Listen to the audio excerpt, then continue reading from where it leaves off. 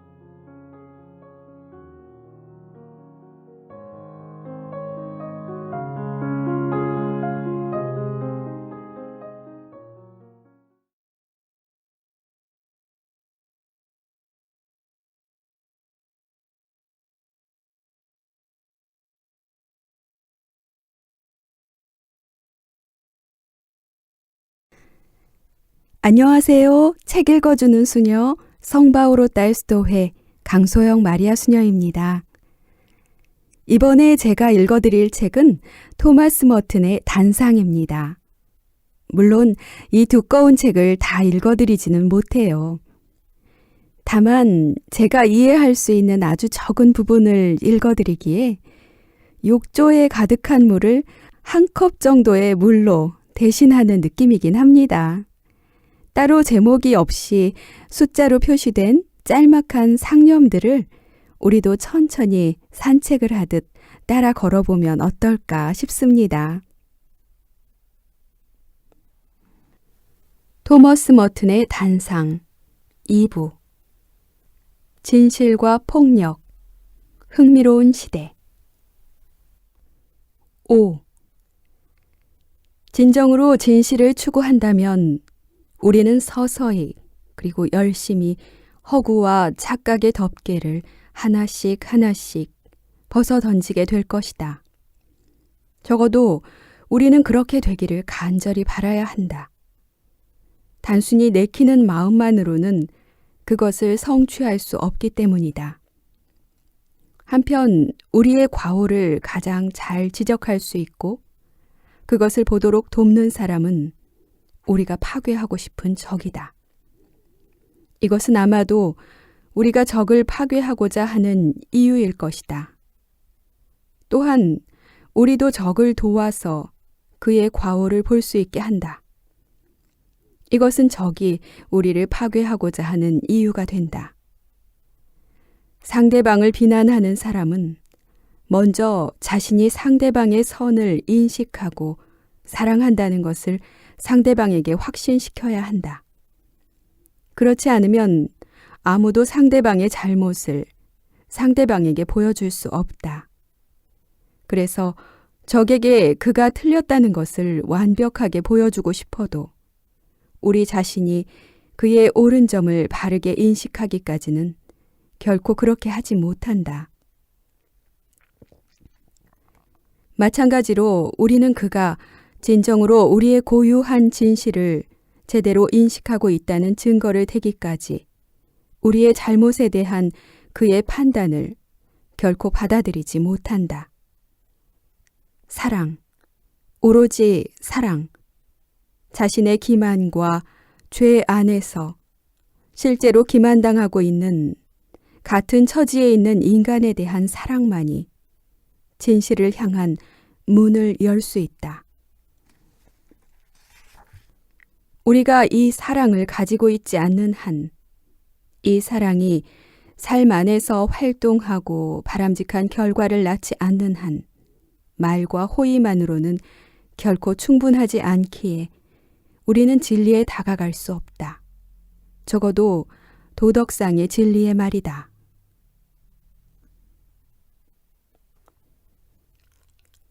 8. 우리는 연민의 정을 지녀야 한다는 것을 몹시 싫어하고 그것을 약점이라고 여겨 억눌러 왔으며 우리의 잔인함은 자비심을 훨씬 능가한다. 우리의 인간성은 증오와 절망의 파도 아래로 가라앉고 있으며 만일 그것에 대해 죄책감을 느낄 수 없다면 전례 없이 사나운 폭풍에 우리는 휩쓸려가고 만다. 그런 까닭에 19세기와 20세기의 지식인들은 어떠한 대가를 치르고라도 극심한 양심의 가책과 더불어 그리스도교라는 네서스 셔츠를 벗어던지고자 했다. 하지만 이것이 내가 죄책감과 양심의 가책 속에서 위안을 구했던 이유다. 비록 번민과 망설임과 잦은 의문 속에 사는 것을 의미함에도 말이다. 유럽은 실로 질의, 곧 자유로운 탐구를 지지하기 때문에 자립을 지지한다. 유럽은 필연적인 결론에서 자유로워지는 법을 익힌 지 오래되었다. 이것은 그리스도의 정신에 위배되는 것이 아니다. 그리스도인이 된 최초의 유럽인들은 그리스도를 믿기 전에 낡고 활력이 없는 우주 종교, 자연 철학, 신비 의식이 가진 구원의 힘, 또는 유다 율법이 가진 성화의 힘에 대해 의문을 가졌다. 바로 이것이 로마인들에게는 무신론자처럼 보였던 것이다. 그리스도교 신앙은 주관적 확신과 평화의 원리가 되기 전에 무엇보다도 먼저 의문과 투쟁의 원리라는 것을 우리는 너무나 자주 잊어버린다. 그리스도를 확고히 믿기 위해 사람은 의문을 품어야 하고 그 밖에 다른 모든 것을 거절해야 하며 믿기 시작한 후에 그의 신앙은 검증되고 정화되어야 한다. 그리스도교는 단지 일련의 필연적인 결론이 아니다. 그리스도교 정신은 고통스러운 정화를 감행하는 마음가짐인데 가끔은 실은 자주 그 위험이 너무나 커서 견디기 어렵다. 신앙은 신비 속에 있는 하느님의 강렬한 현존에 의해 무너지기 쉽다. 그리고 신앙은 편안한 사회적 관례와 안전한 인습으로 황급히 도망치며 하느님을 피할 피난처를 찾는다. 그러한 사회적 관례와 인습 안에서는 정화가 내적 싸움이 아니고 그저 형식적인 행위일 뿐이다. 우리 시대에 가장 필요한 것은 마음을 어수선하게 하고 모든 정치적, 사회적 삶을 집단 질병으로 만드는 엄청난 지적, 정서적 쓰레기를 깨끗이 청소하는 것이다. 이와 같은 대청소를 하지 않으면 우리는 보기 시작할 수 없다. 보지 못하면 생각할 수도 없다. 정화는 대중매체부터 시작해야 한다. 어떻게 말인가? 17. 우리는 무엇보다도 진실을 바란다. 이것은 전혀 이상할 것이 없다. 지적 존재인 인간이 진실을 바라는 것은 당연하다. 나는 여전히 인간을 지적인 존재라고 감히 말한다. 그러나 실제로 우리가 바라는 것은 진실이라기보다 옳음이다. 순수한 진실 자체를 위해 진실을 찾는 것은 당연할지 모르지만 우리는 이 점에서 언제나 우리의 천성대로 행동하지 못한다. 우리가 추구하는 것은 순수한 진실이 아니라 우리의 편견을, 우리의 한계를, 우리의 이기심을 정당화하는 편파적인 진실이다. 이것은 진실이 아니라 우리가 옳다는 것을 입증할 수 있을 만큼 강력한 주장에 지나지 않는다. 그런데 옳고자 하는 욕구는 대개 다른 누군가가, 아마도 다른 모든 사람이 그르다는 확신과 상관이 있다. 왜 우리는 다른 사람들이 그르다는 것을 입증하고자 하는가? 우리에게 필요하기 때문이다. 다른 사람들이 글러야 우리가 옳고 그래야 우리의 허위가 진실이 되기 때문이다. 그래서 우리의 이기심은 정의가 되고 미덕이 되고 우리의 잔인함과 강렬한 욕망은 전혀 비난받을 게 없다. 우리가 진실이라고 기꺼이 받아들이기로 결정한 허위에 우리는 안도할 수 있다. 우리가 바라는 것은 진실이 아니라 우리의 거짓이 정당한 것으로 입증되고 우리의 중대한 부정이 정의로 옹호되는 것이다. 이렇게 하여 지금까지 우리는 진실에 대한 타고난 본능적인 욕구를 왜곡했다. 우리가 미워하는 것은 당연하다. 우리가 폭력적인 것은 당연하다. 전쟁을 준비하느라고 우리가 기진맥진하는 것은 당연하다. 그리고 그렇게 하면서 우리는 적에게 그가 옳고 그는 무장해야 하고 그는 우리를 파괴할 준비가 되어 있어야 한다는 것을 믿을 또 다른 이유를 제공한다. 우리 자신의 거짓은 적이 자신의 거짓을 구축할 진실의 토대를 제공하고 두 거짓은 미움, 살인, 재난을 만들어내기 위해 함께 작용한다. 19. 생각하는 인간이 필요하다. 올바른 생각을 하는 사람이라면 더욱 좋다. 그는 누구인가? 올바른 생각을 하는 사람은 그가 속한 사회에 완전히 용인될 수 있는 말과 상투적인 문구에 대한 말재간을 타고났다. 사실 그 사람은 그런 말과 상투적인 문구들이 용인될 수 있도록 만드는데 어느 정도 책임이 있다. 그 사람이야말로 시기에 맞는 생각을 하는 사람, 곧 그때그때의 형세에 맞추어 적절한 생각을 하는 사람이다. 그는 전년도에 진부한 상투적 문구를 자신의 상투적 문구로 대체하는 사람이다. 전년도의 상투적인 문구도 분명히 그의 것이었다. 그것은 그가 2년 전에 상투적인 문구를 대체한 것이었고 2년 전의 것들도 아마 그의 것이었을 것이다.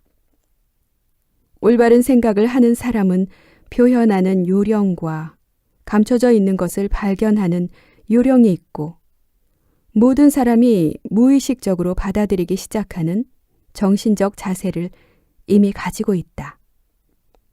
그는 가장 먼저 새로운 정신적 자세를 의식하게 된 사람이고 다른 사람들이 자기 자신 안에서 새로운 정신적 자세를 깨닫도록 돕는다. 그들은 그에게 감사한다. 그들은 그를 존경하고 그가 하는 말을 경청한다. 그는 그들의 예언자고 주술사며 샤먼이다. 그들은 그를 좋아하고 그와 같이 행동하고 그와 같이 옷을 입으며 그를 닮는다. 그리고 이 모든 것이 그들에게 행운을 가져다 준다. 그들은 다른 상투적인 문구를 가지고 있고 다르게 옷을 입고 다르게 행동하고 다르게 말하는 다른 사람들을 멸시하며 은근히 두려워한다. 하지만 다행스럽게도 요즘은 올바른 생각을 하는 모든 사람이 같은 생각을 한다. 적어도 동일한 부족 사회에 속한 모두는 그러하다. 이러한 관습에 따르지 않는 사람들조차도 나름대로 올바른 생각을 하는 사람을 정당화한다. 시대에 뒤떨어진 고루한 사람들을 더할 나위 없이 훌륭하게 만들기 위해서는 비트족의 젊은이들이 필요하다. 올바른 생각을 하는 사람은 관리자이고 지도자이지만 지식인은 아니다. 따라서 그들은 신뢰받을 수 있다. 그들은 어떠한 그릇된 길도 정당화할 수 있고 그것이 유일한 길인 것처럼 보이게 만들 수 있다. 그들은 모든 것을, 심지어 세상을 파괴하는 것까지도 정당화할 수 있다. 26. 모든 거짓말의 근원은 끝까지 고집을 굽히지 않고 자신에 대해 스스로 하는 거짓말이다. 그리고 우리는 자신이 한 거짓말 하나하나를 스스로 믿을 만큼 뻔뻔스러운 거짓말쟁이는 아니기 때문에 모든 거짓말을 한데 묶어서 믿는다. 그것들은 여론이 말하는 큰 거짓말이 되었기 때문이다. 그리고 이런 종류의 거짓말을 우리는 궁극적인 진실로 받아들인다. 진실한 사람은 오래도록 폭력적일 수 없다. 그리고 폭력적인 사람은 진리를 찾아 나설 수 없다. 첫째로, 그는 적대자가 폭력적이고 자기 자신은 평화적임을 확신하고자 한다. 그래야 자신의 폭력이 정당화되기 때문이다. 자기 안에서 치유해야 할 필요가 있는 큰 죄악을 깨닫게 되는 고역을 어떻게 직면할 수 있을까? 그것보다는 자신의 악이 속죄양 안에서 구체화되는 것을 봄으로써 이를 바로잡는 것과 그 속죄양과 죄악 둘 다를 함께 파괴하는 것이 그에게는 훨씬 더 쉽다. 35. 지배로부터의 자유, 자기 자신의 영적 삶을 살 자유, 어떠한 인간적 압박이나 집단적 요구에도 기죽지 않고 더 높은 진리를 추구할 자유, 자신의 예스와 노를 표현하며 국가, 정당, 단체, 군대, 체제 등의 예스와 노에 단순히 동조하지 않을 능력, 이는 진정한 종교와 분리할 수 없는 것이다. 그것은 인간이 필요로 하는 가장 중대하고 근본적인 것 가운데 하나일 것이다. 왜냐하면 이러한 필요라는 부딪혀야 할 문제의 인식 없이는 어느 누구도 진정으로 인간일 수 없고 이것을 인식하지 않고는 완전히 인간이 될 수도 없기 때문이다. 인간은 무종교나 세속적이며 정치적인 사이비 종교나 전체주의 신비한 분위기와 미신에 의해 이 중대한 필요가 좌절됨으로써 존재의 가장 깊은 곳에서 도덕적으로 병들어 왔다. 그것들은 인간의 자유를 손상하고 타락시켰으며 인간의 사랑을 부패시켜 사랑이 증오가 되게 했다. 그것들은 인간을 자멸장치를 부착한 일종의 기계가 되게 했다. 37. 우리는 말을 할 때 고민하고 주춤거리고 미심쩍어 한다. 특히 우리가 말하지 않을 수 없다는 것을 알고 있는 경우에 그렇다. 언어는 너무나 오용되고 있어서 우리는 그것을 두려워하고 신뢰하지 않는다. 우리는 말을 가지고 놀고 말을 능숙하게 다루지만 사태가 심각하게 되면 용기를 잃는다. 더욱이 우리는 바보스러운 이유로 용기를 잃는다. 곧 우리가 로고스에 대한 천부적 감각을 지녔고 합리적인 표현을 선호하고 그것을 건전하게 즐기는 것에 대해 우리는 그릇된 죄의식을 느끼며 부끄러워한다.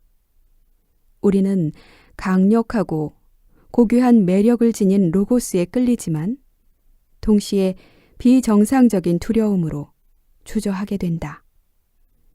진지하게 진실을 말하고자 할수록 우리는 어느새 동시대 사람들이 하는 다른 거짓말에 또 하나의 거짓말을 덧붙일 뿐이라는 것을 더욱더 확신한다. 우리는 바로 우리 자신을 의심하기 때문에 우리가 하는 말을 의심한다. 아, 슬프도다. 우리가 우리의 말과 우리 자신을 의심하지 않는다면 좋으련만. 사랑, 명예, 정의, 그리고 온갖 좋은 것이 있음에도 진리를 무시하는 수많은 말들이 오고 간다.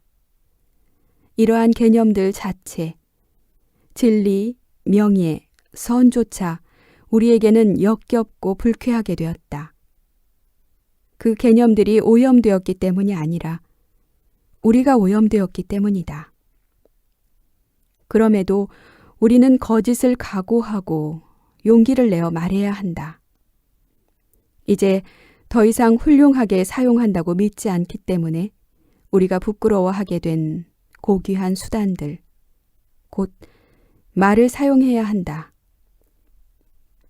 우리가 하는 말이 무슨 뜻인지 과감하게 생각해야 하며 우리의 의도가 무엇인지를 명료하게 표현해야 한다. 이렇게 할 때만 부도덕한 사람들의 슬로건과 프로그램에 의해 반복되는 영적 오욕을 가장 잘 막아낼 수 있다. 알렉산드리아의 클레멘스는 그리스도, 우리 주께서는 빵을 들고 축성하시면서 먼저 말씀하셨고 그 다음 쪼개어 제자들에게 나누어 주셨는데 이는 당신이 주시는 것이 무엇인지를 제자들에게 알려주고 싶으셨기 때문이다. 그러므로 말은 행동만큼 중요하고 말과 행위를 통해 하느님의 말씀이신 주님은 당신을 우리에게 내어주셨다. 클레멘스는 이렇게 말했다. 이치에 맞는 말인 로고스는 영혼을 되살아나게 하고 고귀하고 아름다운 행동으로 향하게 한다. 말과 일에 정통한 사람은 복을 받나니 행위가 보여주는 것은 말에 의해 이해할 수 있게 된다. 말은 행위를 위한 길을 마련하고 그 말을 듣는 사람으로 하여금 미덕을 실천에 옮길 마음 자세를 가다듬게 한다. 구원의 일이 있는 것과 꼭 마찬가지로 구원의 말이 있다. 그리고 정의는 로고스 없이는 실현되지 않는다. 38. 우리는 한 가지 선택에 직면해 있다고 할까?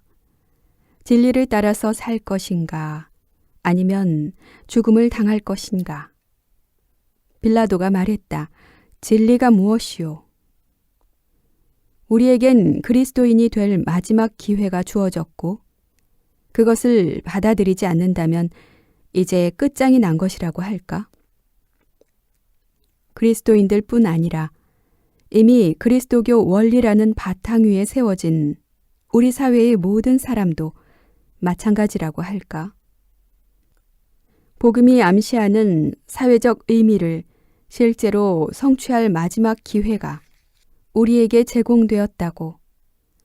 만일 우리가 성취하지 못하면 우리는 현세의 지옥을 맞을 것이며 완전히 끝장이 나거나 우리가 자초한 파멸에서 나타날 수밖에 없는 새로운 미개 상태에 빠져 정신병성 공포에 휩싸이는 미래에 이른다고 할까?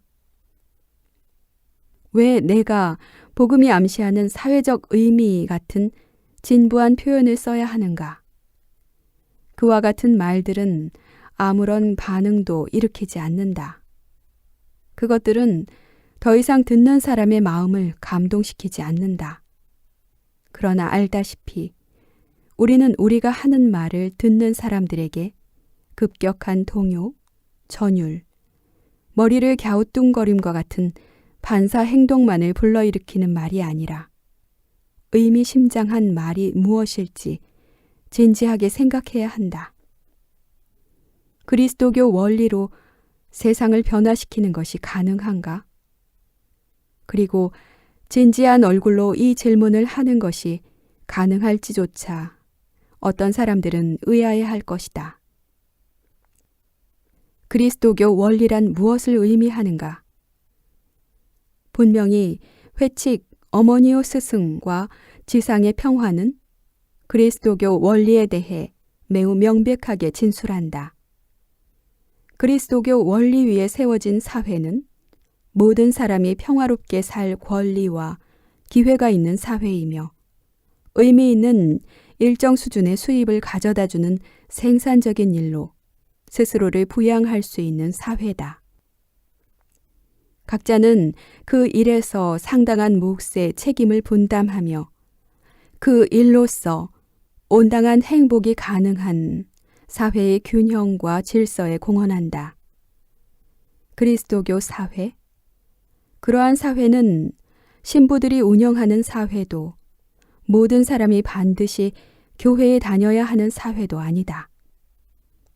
그 사회에서 노동은 생산을 위한 것이지 이윤을 위한 것이 아니며 생산은 생산 자체를 위한 것이거나 단지 생산수단을 소유한 사람들만을 위한 것이 아니라 건설적인 방법으로 생산의 과정에 기여한 모든 사람을 위해 행해진다.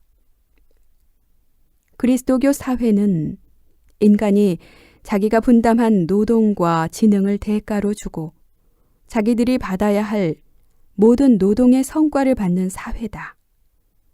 그리스도교 사회에서는 이 모든 것이 궁극적인 목적과의 관계에서 곧 구원의 역사, 하느님 나라, 하느님의 진리와 자비에 초점을 맞춘 사회와의 관계에서 이해된다.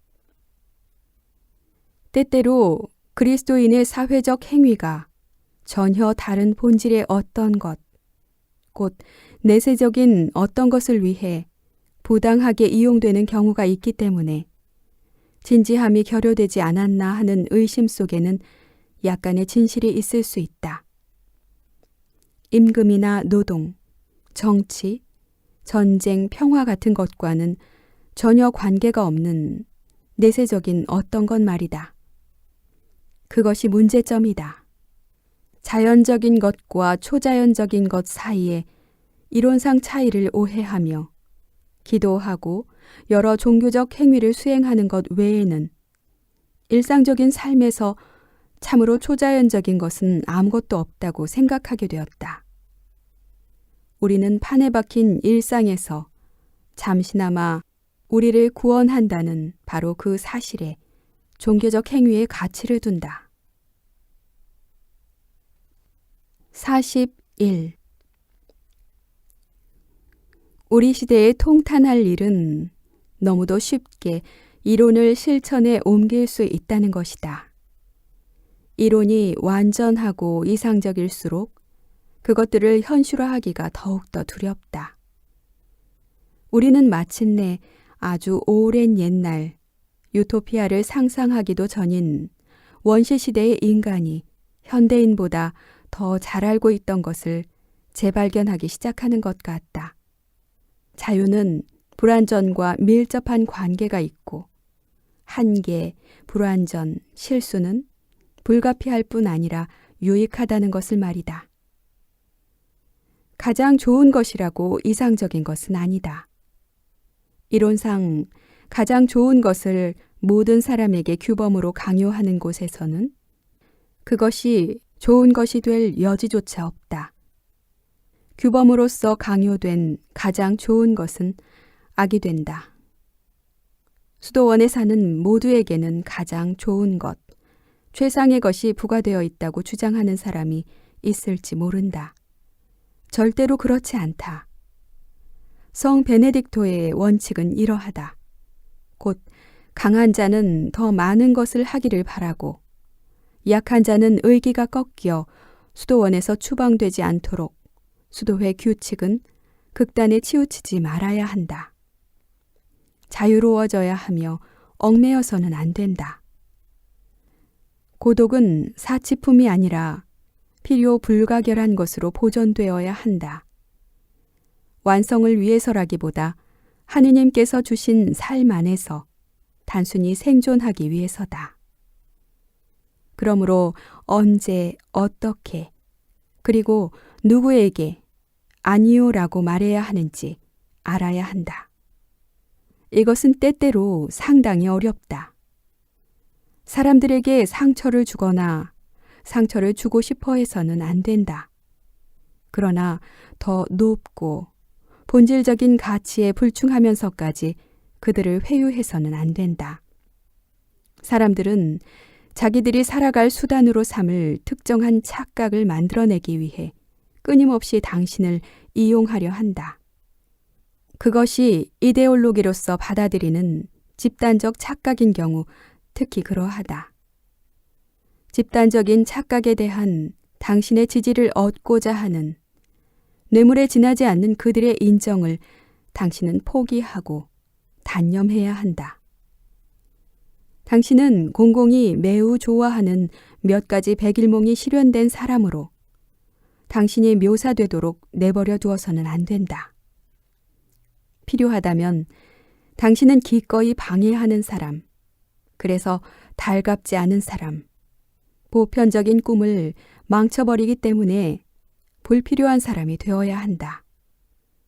그러나 보편성이 적고 그래서 그것이 좀 더 한정적이기 때문에 당신에게 더 진실하게 보이는 다른 어떤 꿈을 실현하고자 할 때는 이렇게 하지 않도록 주의하라. 42. 구별. 많은 사람에게 호의적으로 기억되는 것과 그들을 호의적으로 평가하는 것은 순수성이 흐려진 호의, 곧 우정이라고 생각되는 집단적인 착각이다. 그것의 기능은 사랑의 나눔이 아니라 아무런 근거도 없이 서로를 안심시키는 것이다. 호의라는 애매모호한 분위기를 만들려 하지 말고 당신은 하느님께서 당신에게 보살피도록 맡긴 가족, 학생, 고용인, 본당 교우와 같은 사람들에게 깊고 진정한 관심을 보여야 한다. 이러한 관심은 성가신 일이고 마음을 산란하게 하며 참으로 절박한 것이다. 비록 그것이 가끔 마음의 평화를 휘저어 놓을지라도 당신은 그것을 회피할 수 없다. 당신의 평화가 깨지고 아무에게도 말할 수 없는 작은 짐으로 고통을 받고 견디는 것은 훌륭하고 옳은 일이다. 이것에는 특별한 영예도 없다. 그것은 의무일 뿐이다. 그러나 결국에는 모든 선물 중에서 가장 좋은 선물인 생명을 가져다 준다. 떠들썩하고 공유하는 관심으로 가득하며 선의를 가진 일반 대중의 조직적인 운동과 달리 그것은 막연하거나 산만하거나 개걸스럽거나 불합리하지 않다. 이런 종류의 개인적인 관심만이 결국 사랑에 이른다. 43. 행복하게 되는 길은 여러 가지가 있고 모든 사람은 자기 삶에 있어야 할 만큼의 평화를 누리도록 삶을 가꾸어 갈 능력이 있다.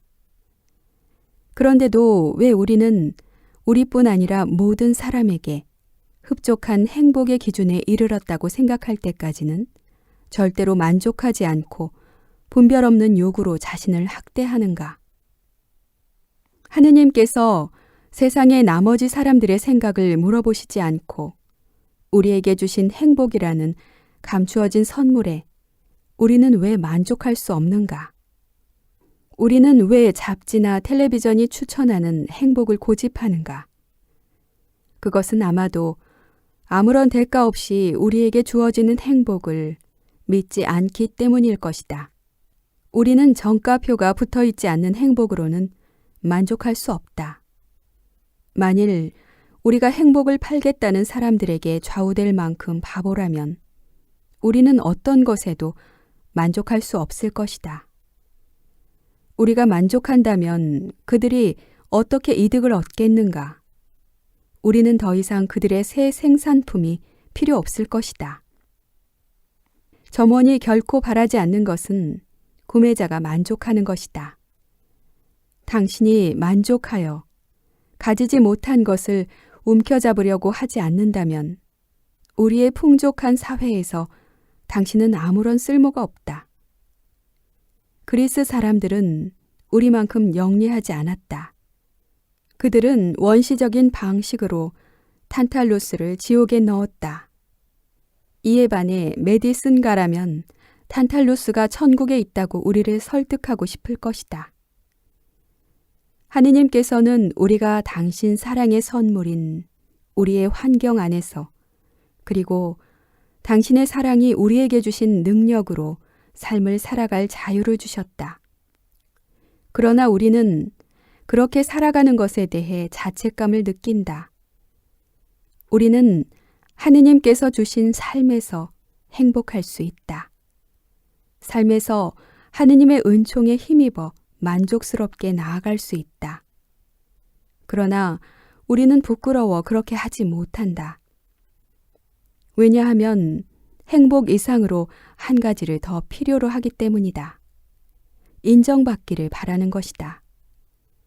그런데 인정받기를 바람으로써 행복할 수 있는 우리의 능력이 파괴된다. 하느님에게서가 아니라 서로에게서 영광을 추구할 때 어떻게 믿을 수 있는가? 왜냐하면 미국에서는 인정을 돈으로 사야 하기 때문이다. 한 번이 아니라 10번, 아니 매일 1000번도 넘게 말이다. 우리 사회의 이러한 특성에 대해 레옹 블루아는 이렇게 말한다. 사업가는 어떤 사람에 대해 만일 그 사람이 돈이 있다는 것을 알면 그 사람을 안다고 말한다. 따라서 어떤 사람에 대해 나는 그 사람을 모른다고 말하는 것은 거래상 그가 지불할지 어떨지 확실치 않다라는 뜻이 된다. 그러나 만일 그가 돈이 있으면 그리고 그것을 입증하면 나는 그를 안다고 말한다. 그래서 우리는 돈을 벌어야 하고 인간으로서 알려지고 인정받기 위해 돈을 계속 써야 한다. 그러지 않으면 우리는 추방당한다. 44. 아인슈타인은 자유주의 시대의 위대한 예언자였다. 그는 자유주의적인 사람들이 가진 당황케 하는 친절한 태도와 천진난만한 모습으로 나타났다. 그는 당대의 혼란에서 나와서 우리 모두를 위해 잠시나마 혼란이 없는 명료한 순간을 가져다 주었다. 또한 그는 우리에게 원자폭탄을 남겼다. 그러나 우리는 그 폭탄을 그가 자유주의를 경멸했다는 근거나 그의 박애를 의심하는 구실로 여길 수 없다. 45. 우리의 생각은 단지 다른 누군가가 방금 말한 것에 대한 반응이 되어서는 안 된다. 또는 다른 누군가가 말할 수도 있었던 것에 대한 반응이 되어서도 안 된다. 우리 내면의 말은 다른 누군가의 말을 반복하는 것에 그쳐서는 안 된다. 다른 누군가의 태양에 대해 달과 같은 존재가 되는 것은 의미가 없다. 우리가 서로에게 달과 같은 존재가 된다면, 따라서 우리 중 하나가 진정한 태양과 같은 존재가 되지 않고 서로에게 어둠이 된다면 더욱더 사리에 맞지 않다. 어린이가 부모의 말에 응답함으로써 말을 시작하는 것처럼 보일지도 모르지만 이것은 사실이 아니다. 어린아이에게 중요한 것은 그 아이의 최초의 말, 곧 존재에 대한 그의 반응, 그 자신이 마음대로 울고 몸짓하고 감탄하는 것이다. 아이가 언어를 배워야 하는 것은 사실이다. 말하는 것을 배우면서 기대한 대로 응답하는 것도 배운다. 그러므로 아이가 배우는 것은 언어 이상이다. 아이는 말과 함께 굴종을 몸에 익힌다. 아이는 사람들이 자기에게 기대하는 말, 유쾌하거나 좋다고 인정하는 반응을 이끌어내는 말을 거리낌 없이 한다. 아이는 현실을 환호하여 맞이하지 않고 요구에 응답하거나 처벌을 피하거나 동의를 유도한다. 아이는 단순히 응답하는 것이 아니라 순응하거나 저항한다. 그는 이미 피아르에 깊이 관여되어 있다. 우리가 응답하는 방법이나 침묵을 지키는 방법을 기억할 수 있으면 좋으련만. 이것을 배우려면 우리는 응답하지 않아도 된다는 것까지 배워야 한다. 이렇게 말하는 사람이 있을지도 모른다. 그러나 응답하는 것은 사랑하는 것이다. 사랑이 있으면 반드시 응답한다.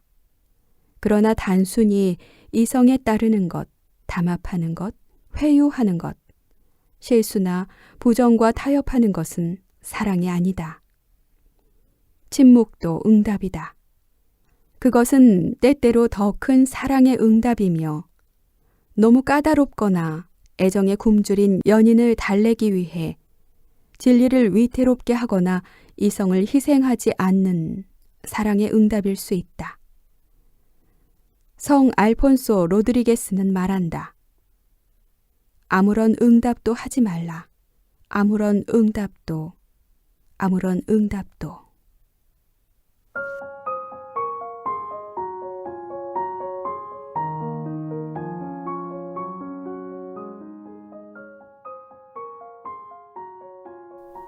토머스 머튼의 단상 2부 진실과 폭력 흥미로운 시대 53 변증법적 사고는 정치적 기회주의를 그럴듯하게 미화한 말일 뿐이지 않는가.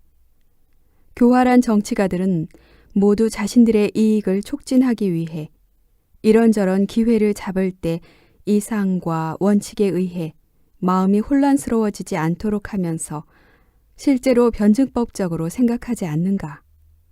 심지어 그들이 모순된 말을 하는 듯이 보일 때조차도 말이다. 훌륭한 정치가는 결코 모순된 말을 하지 않는다. 54.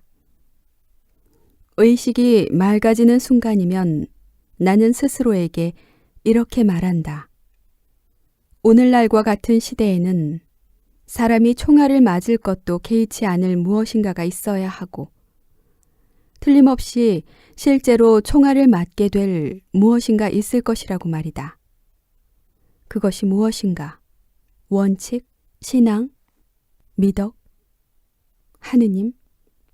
대답하기 쉽지 않은 질문이고 아마도 말로 표현할 수 있는 답이 없을 것이다.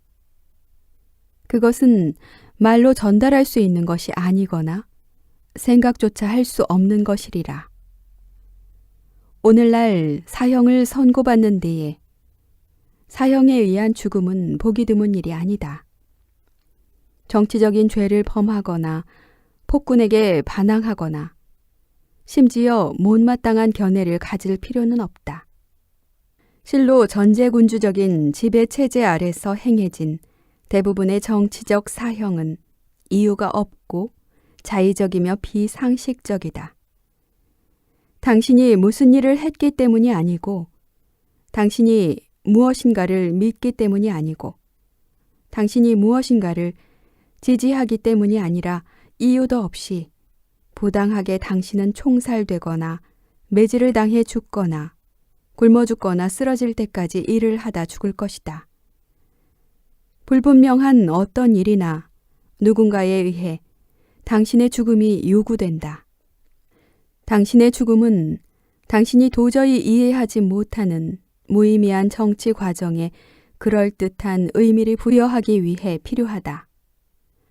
당신의 죽음은 당신이 알거나 알지 못할 수도 있고 당신이 이해하거나 좋아하거나 싫어할지도 모르는 어떤 일을 어쩌면 반대할지도 모를 가상의 인물에 가상의 영향력을 행사하기 위해서 필요하다. 당신의 죽음은 당신 자신이 어떤 것에 반대하거나 어떤 것을 좋아하기 때문이 아니다. 단지 정권을 장악하고 있는 사람들에게 반항하는 것은 실제로 도움이 되지도 않으며 생각조차 할 수 없다는 것을 명백하게 하기 위해 누군가를 계속 죽여야 하기 때문이다. 당신의 죽음은 자기들의 부정 때문에 자기들이 반대를 받고 있다는 것을 충분히 깨닫는 지도자들의 마음속에 있는 반대라는 관념상의 망령을 내쫓는 일종의 구마로서 필요하다. 2000년 전 그리스도인의 순교는 신앙뿐 아니라 자유에 대한 지고의 확인이었다. 그리스도인은 자신이 세상에 살든 그렇지 않든 그것이 중요하지 않은 자유로운 단계에 도달했으며 신에게 바치는 충성 서약을 공식적으로 황제에게 함으로써 자기들의 생명을 보존할 필요가 없다는 것을 순교로 입증했다. 그리스도인은 생사를 초월했다. 그리스도인에게는 만사가 하나요. 완전히 동일한 상태에 도달했다. 그는 어떤 것에도 개의치 않았다. 이제 우리는 역순으로 똑같은 동일성에 그러나 반대되는 극단의 상태에 도달했다. 모든 것은 하나가 되었고 개의치 않는 것이 되었으며 하나같이 무의미하게 되었다. 그러나 그것이 꼭 같지는 않다. 모든 것이 하나이기 때문이 아니라 모든 것이 무이기 때문이다. 결국 모든 것이 무가 된다. 실로 국가까지도 마침내는 무다. 그래서 자유는 무를 위해서 살고 죽는 것이다. 구타를 당하고 수감되고 무를 위해 총살되는 것. 이것이 내가 원하는 것인가? 그러나 무를 위해 총살되는 것은 선택사항이 아니다. 그것은 사람이 원한다거나 원치 않는다고 할 어떤 것은 아니다. 그것은 사람이 미리 예견할 수 있는 것도 아니다. 무는 해마다 수백 수천의 희생자들을 삼켜버리고 세부사항은 경찰이 처리한다. 갑자기 불가사의하게 이유도 없이 당신의 때가 오고 당신이 혹시 무엇을 위해 죽을지도 모른다고 필사적으로 각오하는 동안에 무는 당신을 단숨에 삼켜버린다. 아마도 당신은 주관적으로 자기 자신을 납득시키려 할 것이고 다른 사람들을 납득시키려고 시간을 낭비하지는 않을 것이다. 다른 누구도 관심이 없다. 지금까지 내가 말한 것은 정치 범죄에 대한 사형 집행과 관계가 있다. 그러나 전쟁에서의 죽음도 마찬가지고 이유 없는 사형 집행이요 무의미한 사멸이며 무에 의한 삼켜버림이다. 57.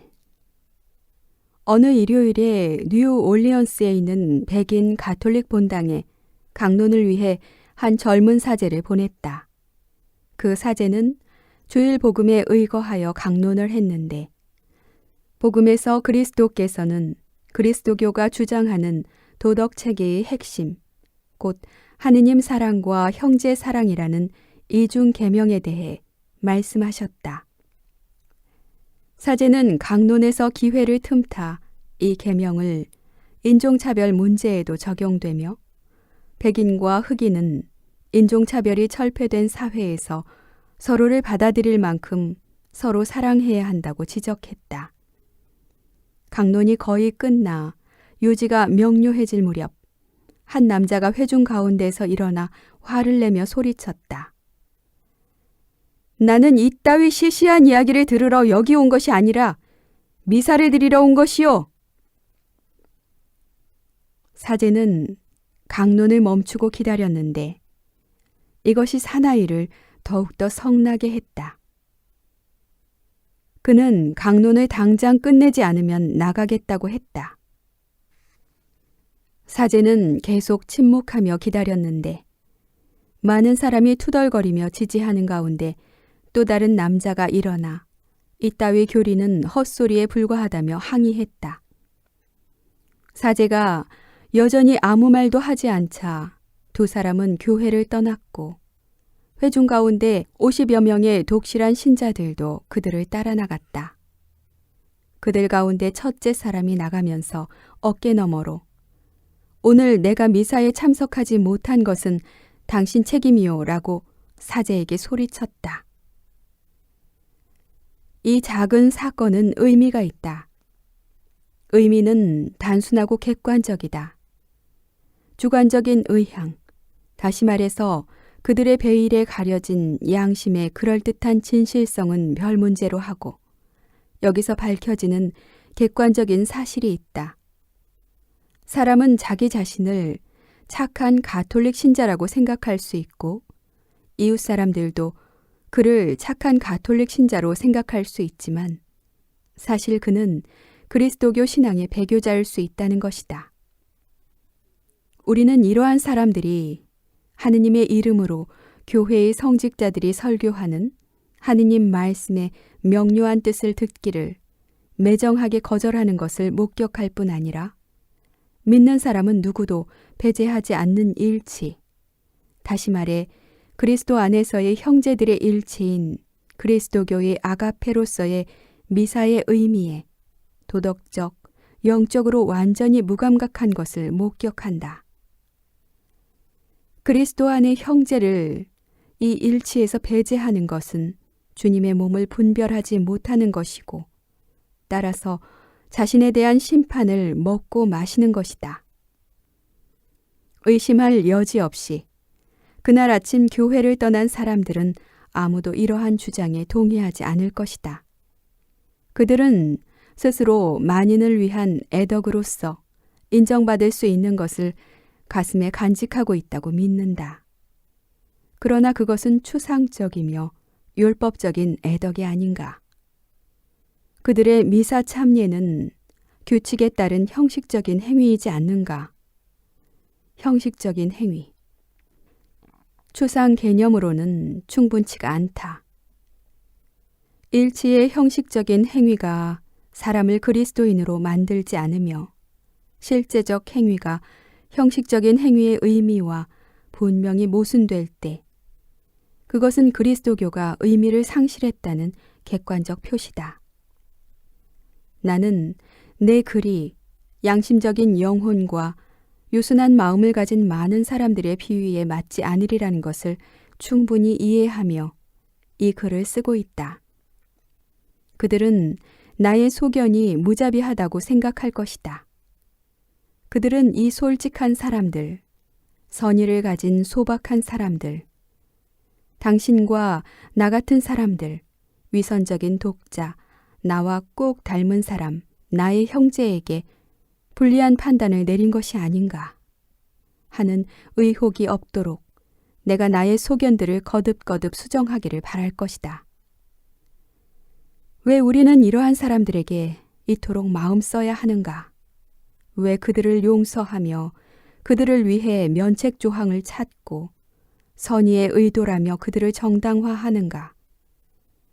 우리는 애덕 때문에 라고 말한다.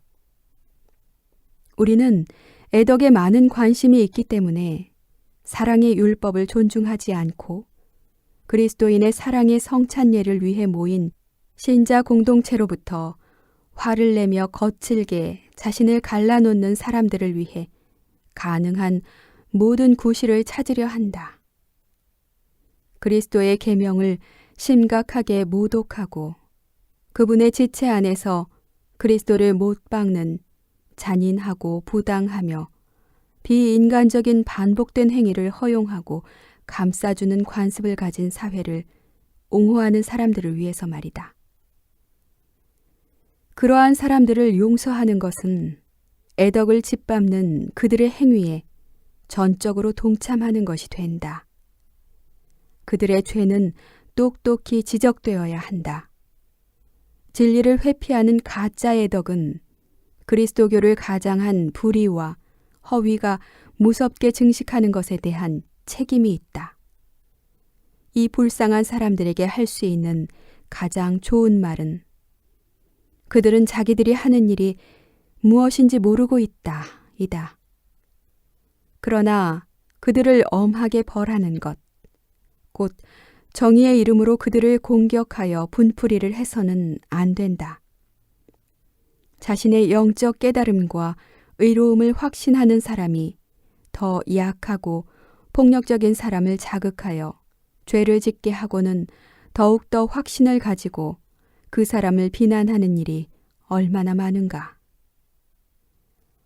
평화와 정의를 사랑한다고 주장하는 우리는 폭력적인 것을 유발하거나 이렇게 하여 우리도 다른 사람들처럼 은연중에 그리고 야만성을 억제하면서 갈망하고 있는 갈등을 초래하는데 우리의 의로움을 사용하지 않도록 언제나 조심해야 한다.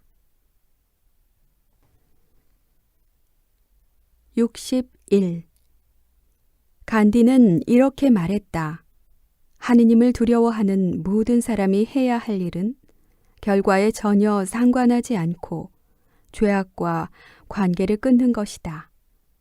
그 사람은 오직 좋은 결과만을 낳는 선행을 믿어야 한다.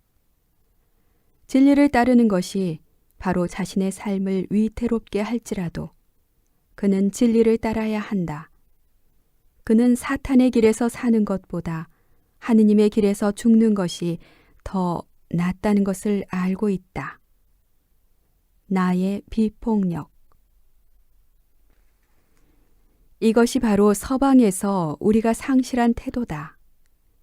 우리는 현실, 존재, 그리고 진리에 대한 근본적인 종교관을 상실했기 때문이다. 그것은 간디가 마음에 간직했던 것이다. 우리는 인간은 무엇이고 진리는 무엇이며 사랑이 무엇인지를 이해하고 존중하는 능력을 잃어버리고 그 대신에 이런저런 일들을 어떻게 처리할 수 있고 무엇이 허용되며 무엇이 실행 가능하며 사물을 어떻게 사용할 수 있는가에 대한 관념을 막연히 실용적인 것이라고 혼동하게 되었다. 본원적 진리와 가치를 나타내는 사물의 고유한 본질에 내재하는 명확한 의미나 궁극성에는 개의치 않고 말이다. 우리는 오로지 실용주의, 곧 능률에만 관심이 있다. 다시 말해서 수단에만 관심이 있을 뿐 목적에는 관심이 없다는 말이다. 그래서 점점 더 즉각적인 결과에만 관심을 기울인다. 우리는 온통 정신적 압박의 포로가 되어 있다. 그 결과 사물을 내다보는 시각과 가치 판단력을 상실하여 이제 우리가 하는 행위의 가장 즉각적인 결과가 어떻게 될 것인지조차 정확하게 평가할 수 없다. 우리가 어떤 일을 하면 어떤 명확한 반응이 뒤따른다는 것을 우리는 잘 알고 있다. 그러나 이러한 반응의 중요성을 파악할 능력을 모두 상실했기에 그 다음에 자동적인 반응 이상은 보지 못한다. 총체적으로 삶을 바라보고 행위를 평가하는 능력을 잃었기에 우리는 이제 우리 행위의 기준으로 삼을 수 있는 것이 없다. 그래서 우리의 모든 행위는 상도를 벗어나고 독단적이며 무의미하다. 결과에만 관심을 갖는 사람에게는 모든 것이 곧 하찮게 되고 그 밖에 다른 무엇에서도 얻는 것이 아무것도 없으며 모든 것이 무계획적이고 헛되며 터무니없게 된다. 왜냐하면 의미 없는 삶을 살고도 여전히 건전하다는 것은 인간적인 견지에서 볼 때 불가능하기 때문이다. 인간의 삶은 인간적인 의미가 있어야 한다. 그렇지 않으면 도덕적으로 부패하게 된다. 그러므로 우리는 나쁜 결과처럼 보이는 것을 피하기 위해 죄악을 저지르게 된다. 우리는 어떤 절박한 일을 위해 상상하는 선이나 간절히 바라는 선을 위해 좀 더 작은 죄악을 선택하지 않을 수 없는 듯이 보이는 궁지로 점점 뒷걸음쳐 들어가는 것을 깨닫는다. 그러나 나쁜 선택은 결코 완전히 좋은 결과를 낳을 수 없다. 그리고 좋은 선택은 결코 완전히 나쁜 결과를 낳을 수 없다. 그러나 결과와 관계없이 선을 행하기로 할 때 결과는 궁극적으로 좋다.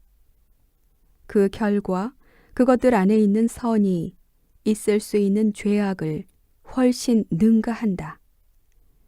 간디의 도덕 규범은 신약 성경의 도덕 규범이다.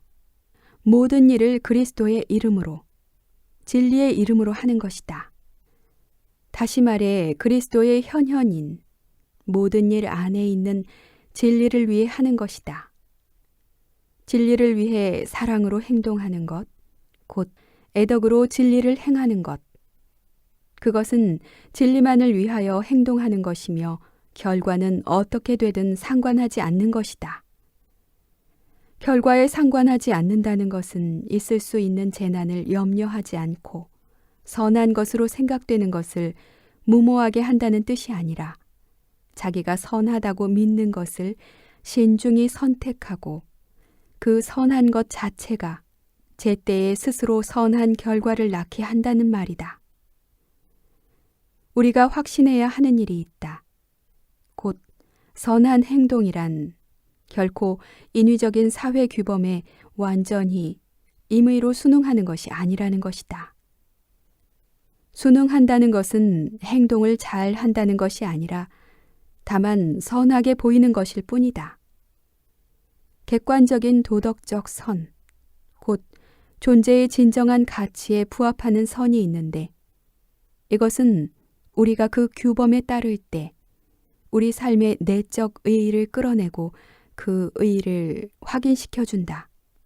이러한 행위는 우리가 그 행위의 궁극적인 의미와 성취를 이룩하려고 애쓸 때 우리를 우주에 살아있는 모든 운동과 발전과 융합시키고 나머지 모든 세상과 조화시키며 제자리에 놓이게 하고 우리를 도와 우리의 과제를 수행하게 하며 성공적으로 온 세상의 일과 역사에 참여하게 한다.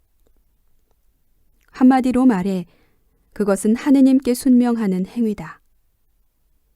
하느님의 명백한 말씀에 입각한 객관적 선의 진정한 규범에 순명하기 위해서는 때때로 우리가 사회의 규범을 거스르는 것이 필요하다.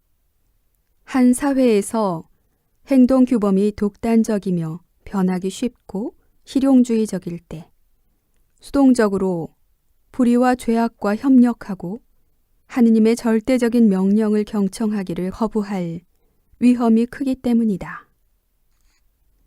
우리가 살고 있는 이런 시대에는 선의 객관적인 규범에 따라 개인이 자기 자신을 단련하거나 단련을 받는 것이 절실히 필요하다. 그리고 이러한 객관적 규범과 자기 사회에 현재 통용되는 순전히 실용주의적인 규범을 구별하는 것이 어느 때보다 더 필요하다. 그리하여 하느님의 방법과 사탄의 방법 사이에는 차이가 있음을 알게 된다. 우리는 우리 사회가 이런 차이를 말해주리라고 믿을 수 없다. 모든 것이 혼란스럽다. 그래서 우리 시대 사람들은 오직 눈앞의 결과로 여겨지는 것에 의해 판단하면서 절박함과 기회의 바람이 방향을 바꿀 때마다 이쪽 저쪽으로 흔들리며 맹목적으로 때로는 하느님을, 때로는 사탄을 따르기도 한다. 우리는 하느님에 대해서뿐 아니라 선과 현실에 대한 내적 믿음을 되찾아야 한다. 우리가 선에 유념하고 선을 준수하고 선에 귀 기울이며 선을 선택하고 따르기만 하면 자연히 선한 결과를 낳을 뿐 아니라 우리까지 돌보아주는 선의 위력에 대한 내적 믿음을 되찾아야 한다. 간디는 현명하게도 우리가 불의와 정당한 이유 없는 공격에 직면하여 무력감을 느끼는 것은 우리의 일상에서 하느님을 의도적으로 내치는 것에서 생긴다고 지적했다. 자기의 도덕적 영역의 중심인 하느님을 버리는 사람은 누구나 방향을 잃으며 바로 그 사실에 의해 자기의 인간성을 상실하고 배반하게 된다. 그는 맹목적으로 환경에 의존하고 모든 정황을 자신들의 목적을 위해 이용할 만큼 교활하고 강력한 자들에게 의존한다. 하느님과 의절하는 사람들은 즉시 그들보다 조금 더 강력한 짐승에 가장 가까운 사람들의 희생자가 된다. 그들은 이 무법자에게 굴복하고 살아야 하며 그 자에게 자신들의 안전에 대한 비싼 대가를 치러야 한다. 이와 같이 행사된 힘이 물리적이든 도덕적이든 힘의 문제든 돈의 문제든 또는 재주의 문제든 마찬가지다. 하느님과 의절한 사람들은 다른 사람들에게 의존하는 상태의 실증이 나면 힘에 의지해야 한다. 그러나 힘만으로는 결코 그들을 완전히 구하지 못한다. 더 강력한 동맹국의 군사력에 의존하는 것은 실로 군사적으로 자살하는 확실한 방법이다.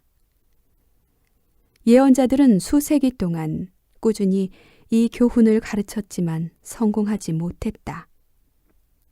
하느님께 의지한다는 것은 물론 수동성을 의미하지 않는다. 오히려 반대로 그것은 명백하게 규정된 행동, 곧 하느님의 뜻을 위해 인간을 자유롭게 해준다. 간디의 말에 따르면 이것은 초연한 태도의 지성적 행동이다. 하느님께서는 우리가 인간답게 지성적으로 행동하기를 원하신다. 하느님께서는 우리가 눈앞의 물질적 이익이 아니라 하느님을 위해 진리를 사랑하기 위해 행동하기를 바라신다. 따라서 우리가 초연한 태도로 행동하는 것이 하느님의 뜻이다. 초연함이란 단순히 무관심이 아니라 필연적 결과나 귀결이 아닌 오직 행동 자체에만 관심을 집중하는 것이다. 우리는 자신의 행동 이상의 것에 대해서는 책임이 없지만 우리 자신의 행동에 대해서는 전적으로 책임을 져야 한다. 그러고 나면 예견할 수 없는 방식으로 결과가 저절로 뒤따를 것이다. 중요한 것은 우리가 일어날 수 있는 모든 일을 언제나 예견해야 하는 것은 아니라는 점이다. 우리는 행위가 옳은지 정당한지 지금 당장 진리와 사랑과 일치하는지를 판단하기만 하면 된다. 우리는 선을 믿기에 어떤 결과가 따르더라도 그것들은 좋은 결과일 것이고 우리 자신과 사회에 유익하다고 확신하기 때문이다. 62. 사랑의 율법. 우리는 여전히 사랑의 율법에 대해 이야기한다. 그것은 첫째가는 계명이요 가장 큰 계명이다. 그리고 둘째도 첫째와 같다. 이 사랑의 율법이란 무엇일까? 우리는 그것을 우리의 일상적이며 자연스럽고 인간적인 삶을 간섭하는 명령과 같은 것으로 불편하게 생각하는 경향이 있다. 그러나 이 율법의 간섭은 유익하고 참으로 구원에 도움이 되는 것이다. 우리가 통상적으로 하는 일에 대한 이러한 간섭을 우리는 유감으로 생각하지는 않지만 성가신 것은 사실이다. 그렇지만 초자연적인 사랑의 율법은 자연 법칙을 방해하는 경향이 있다. 우리는 자연 법칙과 사랑의 율법은 양립할 수 없다고 생각한다. 그래서 탄식을 하며 무의식적으로 생각이 기우는 자연 법칙을 포기하고 의무 쪽으로 돌아선다. 그 의무란 하느님께서 우리를 구원하시기 위해 명하신 사랑의 의무다. 어떤 이유에서 그것을 명하셨는지는 우리가 헤아릴 수 없지만 어쨌든 우리는 분명히 구원되기를 바라지 않는가, 그렇지 않는가? 사랑의 율법은 이와 같은 어스레한 빛 속에서 제시되기 때문에 구원에 대한 진정한 관심을 지속시킬 수 있는 사람들이 점점 줄어들고 있다. 이 졸렬한 흉내는 잊어버리고 사랑에 대한 그리스도교의 견해를 이해하도록 하자. 첫째로 사랑의 율법은 우리 본성의 이질적인 것이 아니라 가장 심오한 우리 본성의 율법이다. 우리 본성 자체는 우리에게 사랑하고 싶은 마음, 자유롭게 사랑할 마음이 일게 한다. 우리 마음 안의 신성한 율법이 가장 절실하고 근본적으로 요구하는 것은 사랑으로 자신을 완성하는 것이다.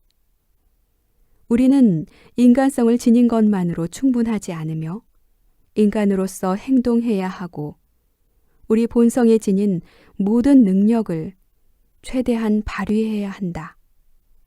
나아가 우리는 인간으로서 자유롭게 행동해야 한다. 우리는 태어나자마자 사랑의 율법을 따르기 시작한다. 사랑의 율법이 우리에게 요구하는 것은 점진적이다.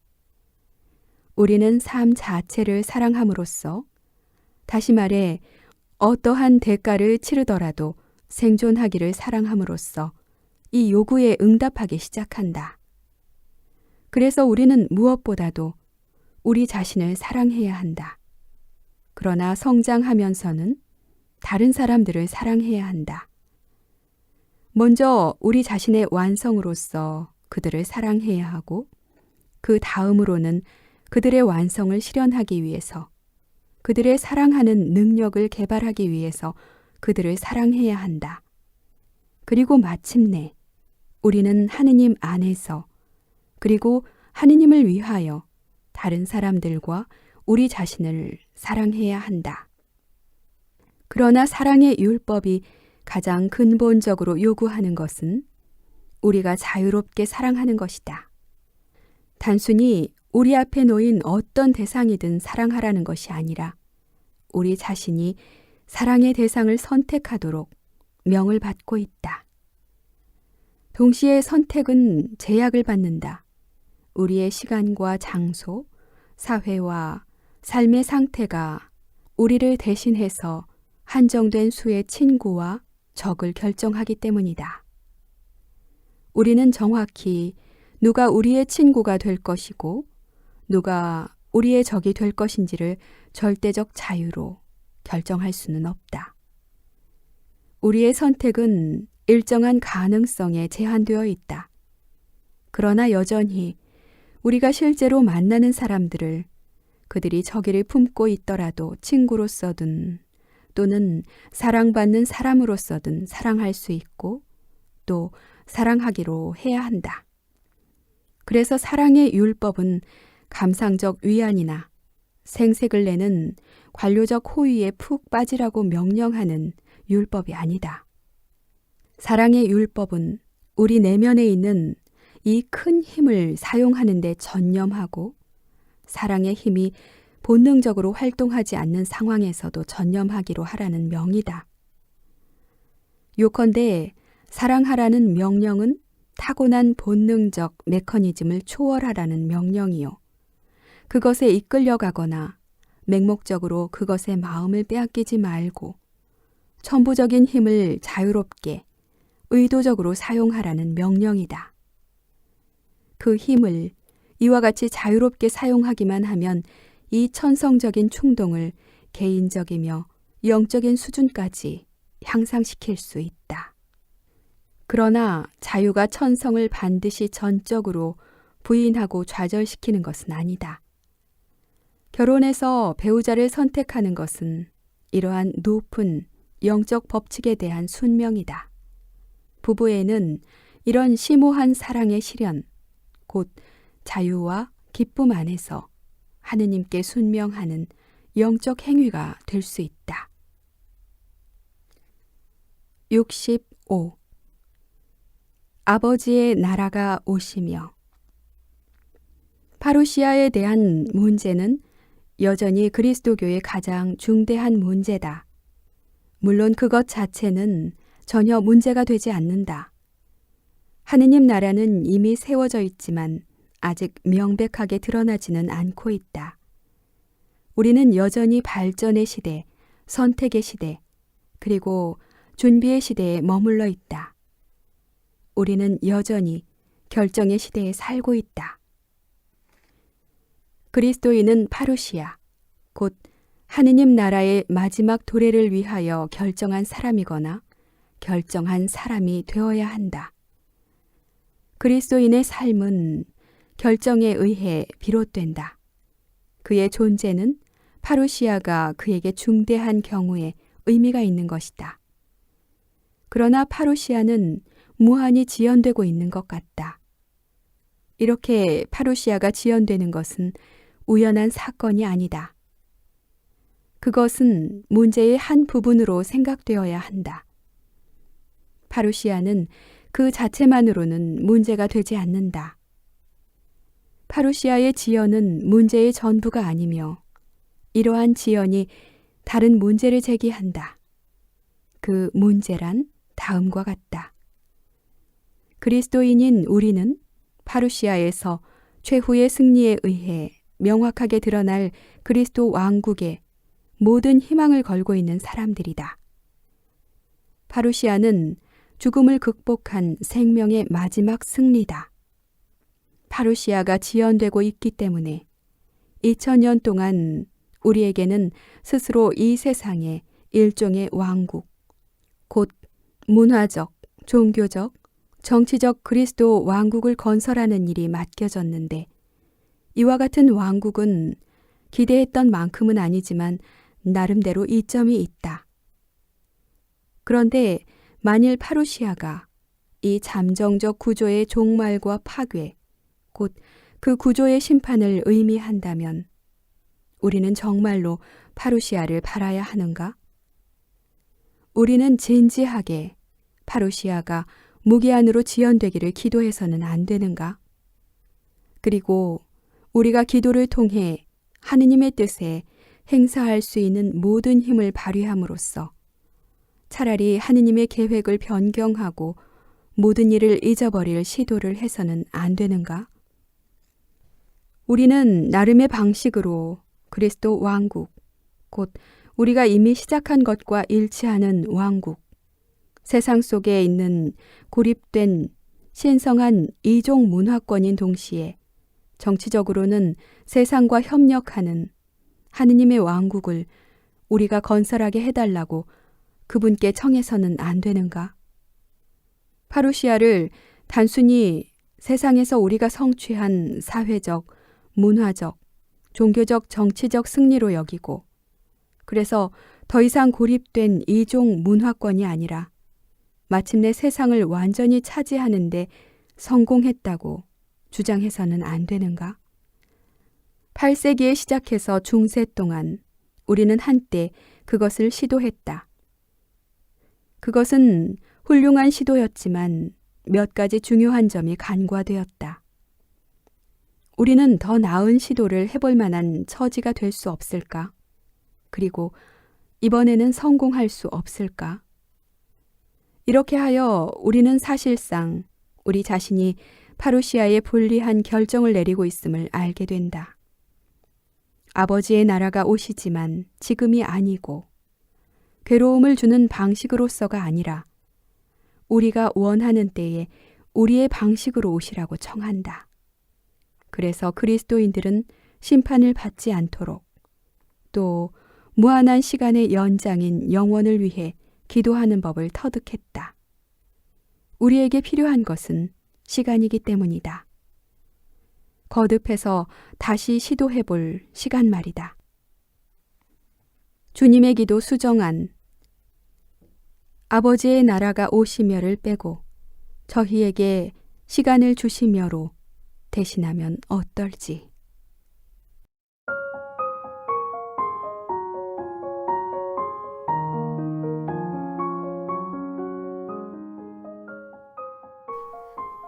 토머스 머튼의 단상 3부. 밤의 정기와 여명의 기운. 33.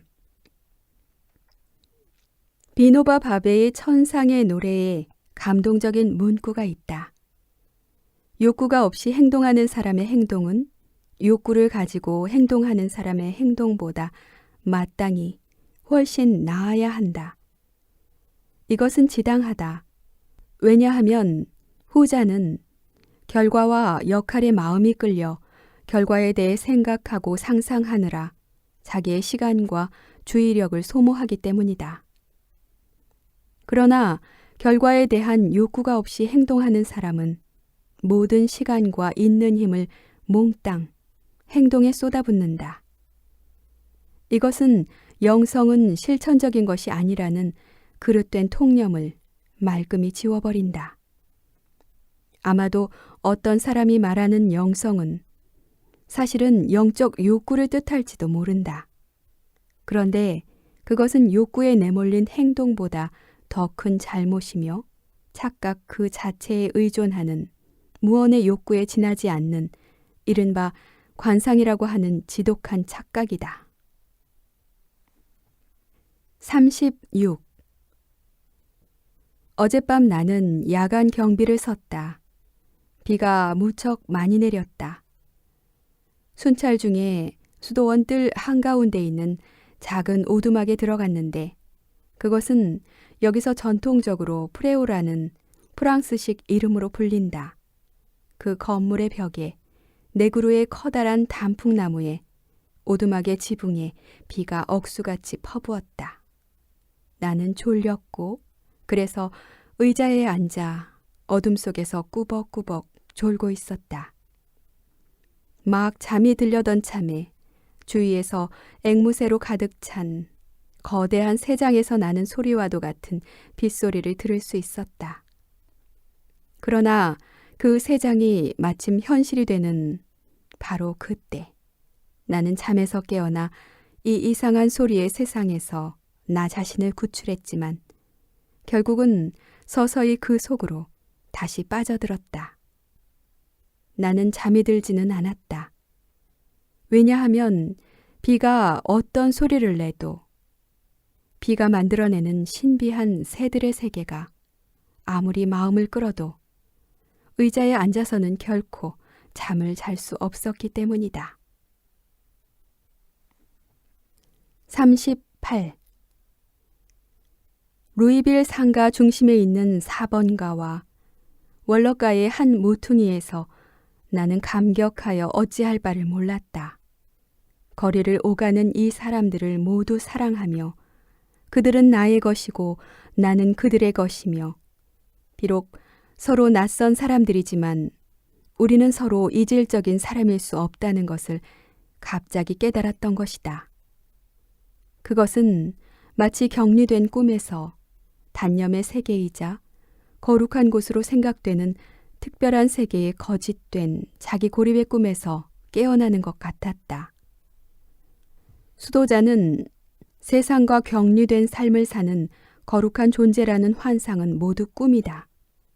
내 성소의 진정성이나 수도원, 삶의 진정성을 의심해서가 아니다. 수도원에서 너무나도 쉽게 착각하는 세상과 격리되어 있다는 관념 때문이다.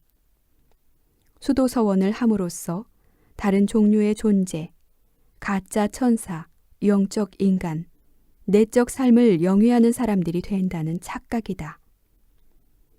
이러한 전통적인 가치들이 진정하다는 것은 확실하지만 그것들의 실체는 변하기 쉽고 불확실한 세상의 일상적 삶 밖의 이치도 아니고 세속을 경멸할 자격을 주는 것도 아니다.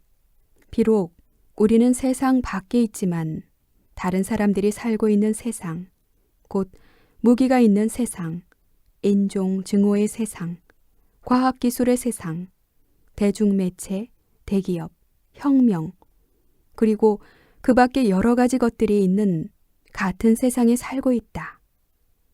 우리는 이 모든 것에 대해 다른 태도를 취한다. 우리는 하느님의 것이기 때문이다. 그러나 다른 사람들도 하느님의 것이다. 우리는 어쩌다 이 사실을 의식하고 있을 뿐이며 이러한 의식에서 서원을 하는 것이다. 그러나 그것이 우리를 다른 사람들과 다르다거나 심지어 더 낫다고 생각할 자격을 주는가? 그 모든 생각은 터무니없는 것이다. 다르다는 착각에서 벗어났다는 느낌에 너무도 안심하고 기쁜 나머지 하마터면 큰 소리로 웃음을 터뜨릴 뻔했다. 나의 행복은 다음과 같이 표현할 수 있을 것이다. 감사합니다, 하느님. 제가 다른 사람들과 같고 다른 사람들 가운데 하나인 것에 감사드립니다. 내가 수도원의 사고에 내재된 이 순진한 착각을 16년, 17년 동안이나 진지하게 받아들여 왔다니. 비록 부조리한 일에 전념하고 끔찍한 과오를 저지르는 민족이기는 하지만 인류의 구성원이 된다는 것은 영예로운 운명이다. 온갖 부조리와 과오를 저지르는데도 하느님 스스로 인류의 구성원이 되는 것을 대단히 기뻐하셨다. 인류의 구성원이 되는 것을. 이와 같은 평범한 깨달음이 뜻밖에도 도박에서 어마어마한 판돈을 독차지하는 승리 티켓이나 로또 당첨권을 거머쥐었다는 놀라운 뉴스를 접한 것과 같은 생각이 들다니. 나는 내가 인간인 것에 대해, 하느님이 몸소 육화된 인류의 구성원인 것에 대해 이루 헤아릴 수 없는 기쁨을 느낀다. 비록 인간의 조건인 슬픔과 어리석음이 나를 압도하기도 하지만 나는 이제 우리 모두가 어떤 존재인가를 깨닫는다. 모든 사람이 이것을 깨달을 수만 있다면 얼마나 좋겠는가. 그러나 그것은 설명할 수 없는 것이다. 사람들이 모두 태양과 같이 빛나며 걸어다닌다는 것을 알려줄 길이 없다. 고독에 대한 나의 관념과 가치관이 이것으로 인해 변하지는 않았다. 왜냐하면 다른 걱정거리와 다른 환상, 그리고 철저한 집단적 존재의 무의식적 행위에 완전히 몰두하고 있는 사람들은 깨닫기 어려운 것들을 명료하게 깨닫도록 만드는 것이 바로 고독이기 때문이다. 그러나 나의 고독은 나 자신의 것이 아니다. 나는 이제 고독이 참으로 그들의 것임을 이해하고 나 자신을 위해서가 아니라 그들을 위해서 고독에 대한 책임이 있음을 알기 때문이다. 내가 홀로 있는 것이 그들 덕분인 것은 내가 그들과 하나이기 때문이며 내가 홀로 있을 때 그들은 그들이 아니라 나 자신이다. 낯선 자들이란 없다. 나는 갑자기 그들 가슴 속에 숨겨진 아름다움을 죄나 욕망이나 자기 인식이 미칠 수 없는 그들 가슴의 깊은 곳을 그들 실체의 정수를 하느님 눈에 비치는 그대로의 한 사람 한 사람을 발견한 것 같았다. 그들 모두가 있는 그대로의 자신을 볼 수만 있다면, 우리가 서로를 언제나 그런 식으로 볼 수 있다면 더 이상의 전쟁도, 더 이상의 미움도, 더 이상의 잔인함도, 더 이상의 욕심도 없을 텐데, 우리가 엎드려 서로를 숭배하는 것이 큰 문제가 되겠지. 그러나 이것은 눈에 보이는 것이 아니라 오직 특별한 은총을 통해 믿고 이해될 수 있을 뿐이다. 우리 존재의 중심에는 죄와 착각으로 손상되지 않는 절대 무의 지점, 순수한 진리의 지점, 우리 마음대로 처분할 수 없는 지점이 있다. 하느님께서 우리 삶을 주관하시고 우리의 생각이 만들어내는 환상과 우리 의지의 무자비함이 접근할 수 없는 전적으로 하느님께 속한 섬광이 있다. 절대 무와 절대적 가난의 이 지극히 작은 지점은 우리 안에 있는 하느님의 순수한 영광이다.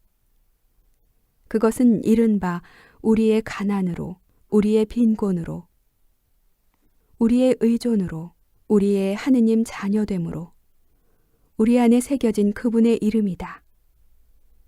그것은 천국의 비가시적인 빛으로 타오르는 순수한 다이아몬드와 같다. 그것은 모든 사람 안에 있다.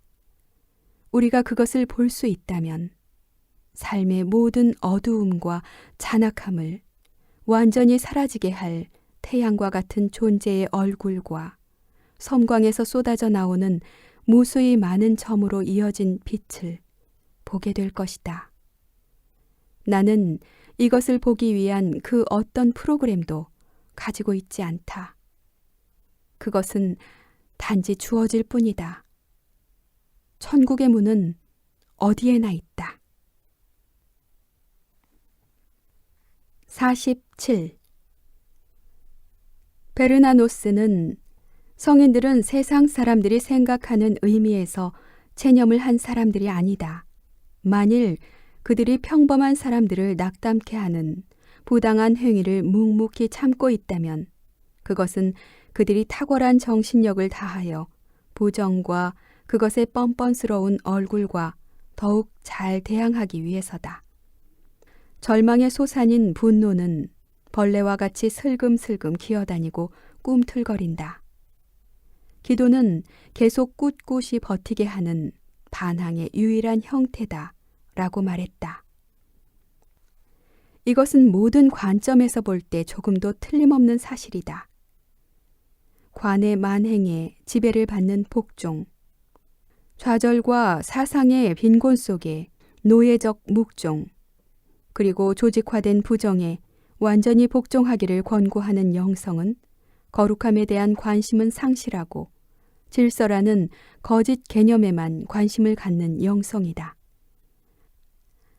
다른 한편으로 우리는 절망의 소산인 분노라는 경박한 행동을 하는 데에 우리가 실패한 책임을 다른 사람에게 지우는 것을 부도덕하게 즐기는 무익한 보복을 하는 데에 우리 자신을 소모하기가 매우 쉽다. 우리는 우리와 교회를 위한 하느님의 뜻이라고 믿는 것을 성취하지 못할지도 모른다. 그러나 길을 막은 자들에 대해 단순히 원한으로 복수한다면 그것은 부정이라는 뻔뻔스러운 얼굴에 대적하여 자신의 영혼 안에 힘을 간직하는 것이 아니다. 그것은 부정이라는 뻔뻔스러운 얼굴에 굴복하는 또 하나의 방법일 뿐이다. 베르나노스가 여기서 쓴 말에는 약간의 스토아주의적인 성향이 있을 수 있는데 그것은 문제가 되지 않는다. 스토아적인 표현이 조금 더 강해도 우리에게 해롭지 않을 것이고 그것이 은총의 길을 방해하지는 않을 것이다. 51. 그리스도교 윤리는 단지 선과 악, 올바름과 그릇됨의 문제에 대한 특정한 그리스도교적 해답에 지나지 않는 것인가? 그리스도교 윤리가 이러한 것에 불과한 것이 되는 것은 인간의 타락은 남을 단죄하는 율법에 대한 냉혹한 지식으로 보강된 선악의 인식 속으로의 추락이었다는 사실을 망각하기 때문이며 그리스도 안에서 인간의 회복은 자유와 은총으로의 회복이고 사랑으로의 회복이라는 사실을 망각하기 때문이다. 이 사랑은 사랑과 하느님과 일치하는 것만을 알고 행하기 때문에 율법이 필요 없는 사랑이다. 윤리를 구분하는 영역, 곧 선과 악, 옳음과 그릇됨의 영역에 국한하는 것은 윤리를 진부한 것으로 매도하는 것이고 윤리가 존재하는 진정한 이유인 사랑을 윤리에서 박탈하는 것이다. 사랑이 윤리적 규범이 규정하는 다른 많은 미덕 가운데 하나로 격화되어서는 안 된다. 그렇게 되면 인간은 하느님은 사랑이시다라는 것을 망각하게 되고 하느님을 우리의 창조주요 율법의 지배를 받는 제한적이고 목표가 없는 존재의 한계로부터 우리를 구원하신 구속자로서 남모르게 알기 시작하는 모든 것을 감싸 안는 그 사랑을 할 수 없게 된다. 그래서 본회퍼는 매우 지당하게도 다음과 같이 말한다.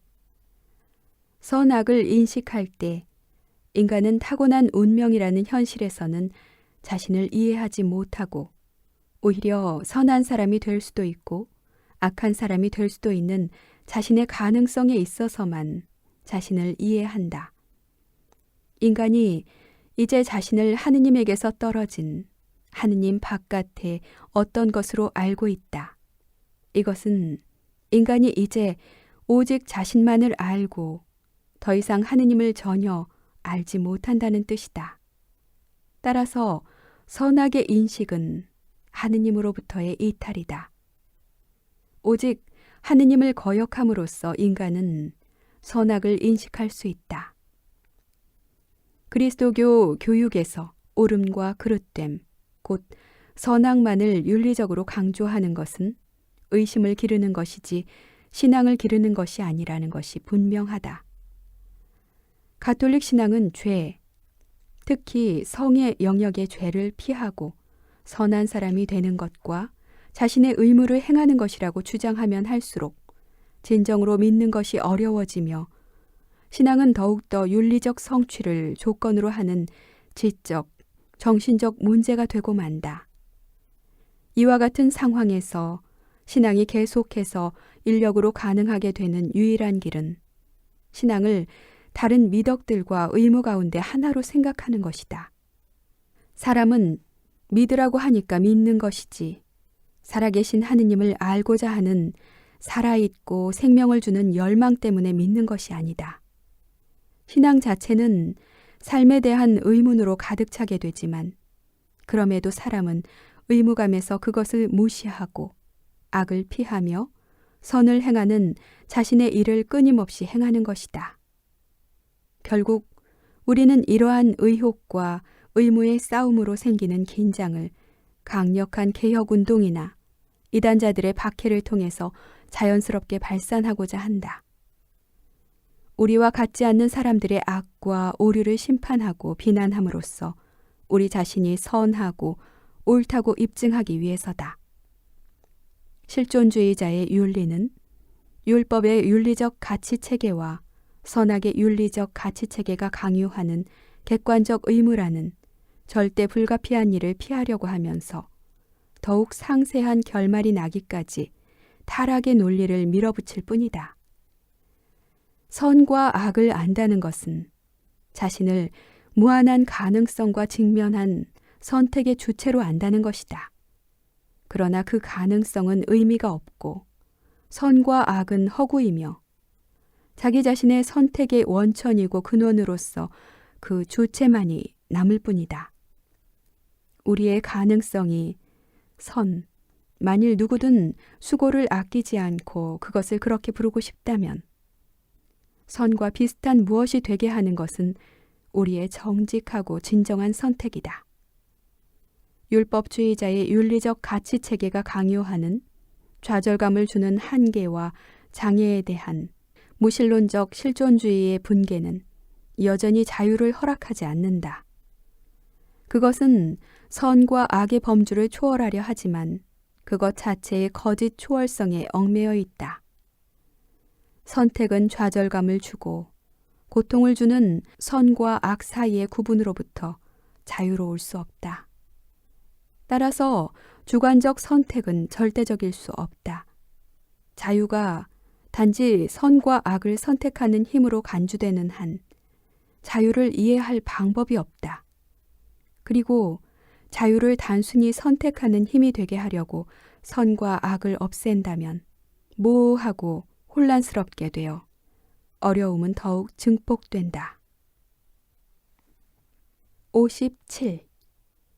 S 신부는 루이빌에 있는 의사에게 갔었는데 켄터키 산맥에서 사는 한 남자에 대한 기사를 신문에서 오려가지고 돌아왔다. 그는 굴뚝조차 없는 초라한 판잣집에서 자기 개와 함께 은수자로 13년째 살고 있는 늙은 광부다. 그는 낡은 자동차 의자를 침대로 사용했다. 왜 그러한 삶을 살기로 선택했는지 묻자 그는 여기저기 일어나는 전쟁 때문입니다. 라고 대답했다.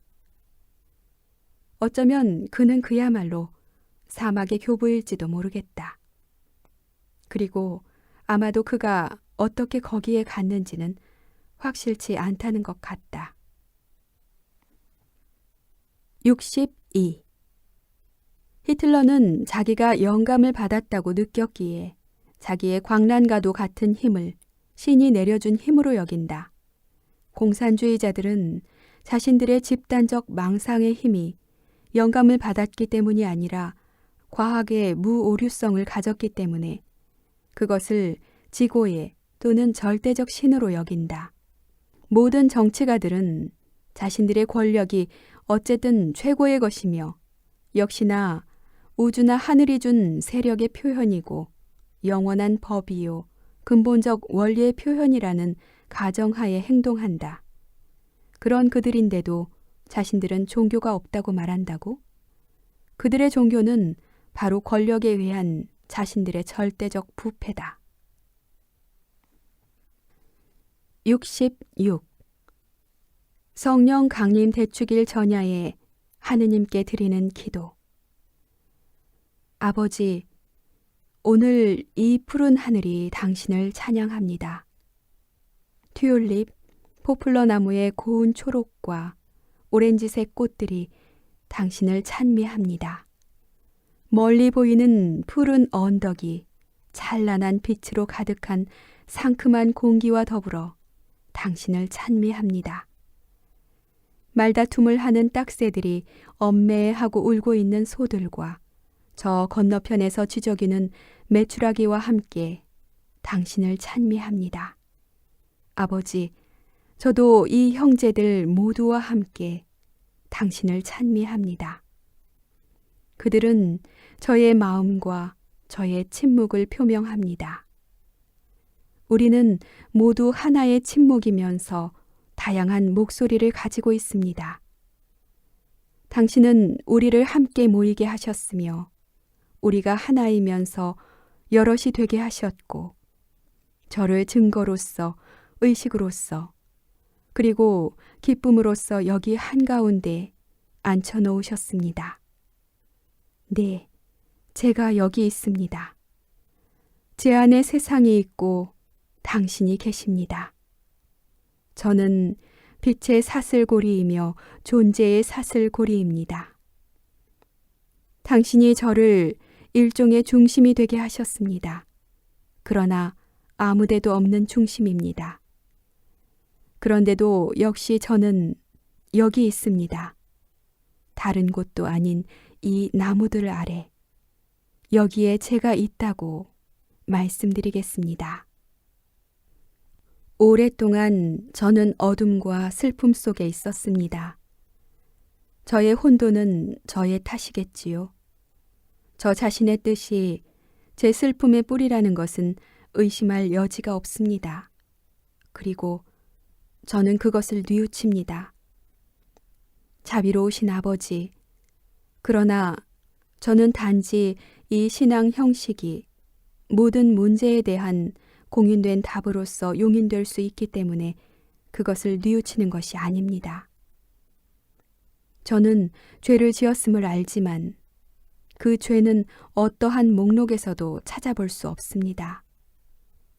아마도 제가 너무도 열심히 모든 목록을 조사했기 때문에 저의 죄가 무엇인지를 알아내지 못했는지도 모릅니다. 그리고 당신이 이것은 쓸데없다고 제게 말씀하셨을 때 저의 죄는 엄밀히 말하면 모든 목록을 자세히 살펴본 죄라는 것을 몰랐습니다. 저의 죄는 목록에 있지 않고 어쩌면 죄가 아닌지도 모릅니다. 하여튼 저는 죄가 무엇인지 알 수 없고 그리고 의심할 여지 없이 아무것도 거기에 있지 않습니다.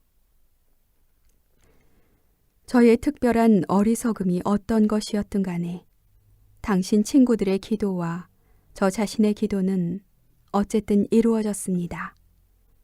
그리고 저는 여기에 이 고독 속에 당신 앞에 있고 여기에서 당신을 만나니 저는 행복합니다. 당신이 저를 만나기를 원하시고 당신이 저를 보실 수 있는 곳이 바로 여기이기 때문입니다.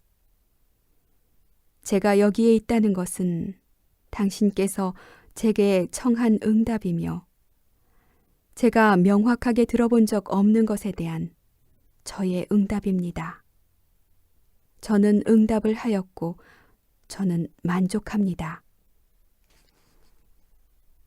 현재로서는 더 알아야 할 것이 거의 없습니다. 지금 당신이 제게 요구하는 것은 오직 제가 당신의 아들이고 당신의 친구라는 것에 만족하는 것뿐입니다. 다시 말해 그것이 당신의 우정이기 때문에 당신의 우정을 받아들이고 제가 당신의 아들이기 때문에 아버지이신 당신을 받아들인다는 것을 의미합니다. 이 우정은 성자이며 성령입니다. 당신은 제가 당신의 아들로서 성령 안에서 거듭나도록 저를 이곳으로 부르셨습니다. 빛 속에서, 지식 안에서, 무지 안에서, 신앙 안에서, 깨달음 안에서, 감사 안에서, 가난 안에서, 존재 안에서, 그리고 찬미 안에서 거듭나도록 말입니다. 만일 제가 어떤 선택을 할 수 있다면 그것은 여기서 사는 것이고 가능하다면 여기서 죽는 것입니다. 그러나 중요한 것은 살거나 죽는 것이 아니라 이 빛 안에서 찾아오는 사람이 없는 이곳에서 확신을 가지고 당신의 이름을 말하는 것입니다. 그저 성령과 당신께서 주신 빛 안에서 아들로서 여기에 있음으로써 그리고 비현세적인 빛이 아니라 그저 이 평범한 6월의 날에 빛나는 들판, 튤립, 소나무, 숲, 구름, 그리고 사방에 핀 꽃들과 함께 아버지라는 당신의 이름을 말하는 것입니다. 저의 마음 안에 계신 성자의 침묵과 함께 여기에 있다는 것은 모든 것이 당신을 중심으로 모여 있는 한가운데 제가 있다는 것입니다. 당분간은 그것으로 충분합니다. 그러니 아버지, 제가 당신 평화의 말씀과 당신 자비의 말씀과 이 세상 사람들에게 하시는 당신의 부드러운 말씀을 배울 수 있도록 저를 이 침묵 속에 있게 해주소서.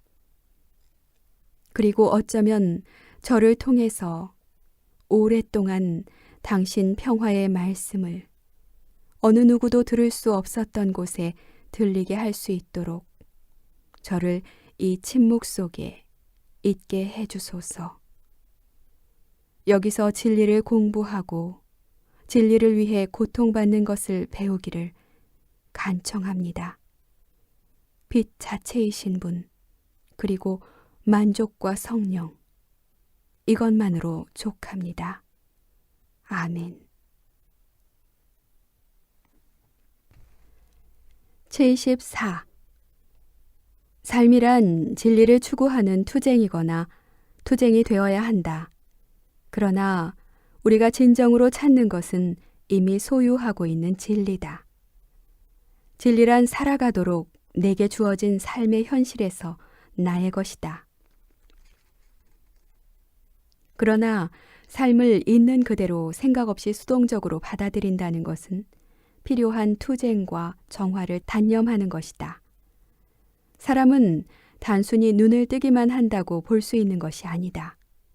이해에는 논리적 대화뿐 아니라 수용과 순명과 자유와 사랑이라는 지속적인 노력이 필요하다. 수도 생활의 유혹은 소극적인 무관심, 곧 순명과 포기로 위장한 희미하게 감추어진 분개로 뒷걸음질 침으로써 이러한 엄격한 책임을 회피하는 것이다. 사실 일어나는 일을 전적으로 받아들일 필요는 없다. 따라서 누구든 단순히 체념하고 부정적일 수 있다. 다른 사람들이 중요한 모든 결정을 한다. 그러나 가장 중요한 결정은 언제나 나의 책임이다. 만일 내가 평소에 절대로 결정을 하지 않는 사람이라면 나는 결정을 회피할 것이다. 나 자신의 삶을 받아들이고 삶의 요구에 따라 하는 근본적인 결정은 이러한 요구에 대한 나의 이해와 성실함을 시험할 수 있다. 최악의 유혹. 그것도 많은 수도자가 수도 생활 초기에 굴복하고 패배한 채 머물게 하는 유혹은 구하고 찾는 것을 단순히 포기하는 것이다. 이 삶에서는 모든 것을 장상들에게 그리고 그 다음 삶에서는 하느님께 맡기는 것은 사실상 대일에 가려진 절망일 따름인 희망, 살기를 거부하는 희망이다. 현재를 단념하고 그저 희망을 미래로 미루는 것은 그리스도인답지 않다. 당연히 현재에도 없어서는 안 될 매우 중요한 희망, 현재에 숨어 계신 하느님과 당신 성령의 친밀함에 근거를 둔 희망이 있다. 현재의 희망이 없는 미래가 무슨 의미가 있겠는가? 악과 허위는 피할 수 없다. 그러나 사람은 수동적으로 반응 없이 악과 허위에 굴복하지 않는다. 체념은 옳지 않다. 하느님은 우리의 가장 깊이 숨겨진 자아, 우리가 매일 경험하지는 않는 자아, 그리고 언제나 거기에 있지만 어쩌면 결코 경험할 수 없는 자아 안에서 창조적인 동의를 우리에게 요구하신다. 창조적인 동의란 지금 당장 하느님의 뜻에 나의 온 존재가 순명하는 것이다. 동의라는 내적인 말은 일치, 곧 성령 안에서 나의 순명과 의지가 그리스도의 순명과 의지와 일치하는 것을 말한다. 하느님의 자녀로서 우리 관계의 깊이와 은총의 삶의 깊이가 이와 같다.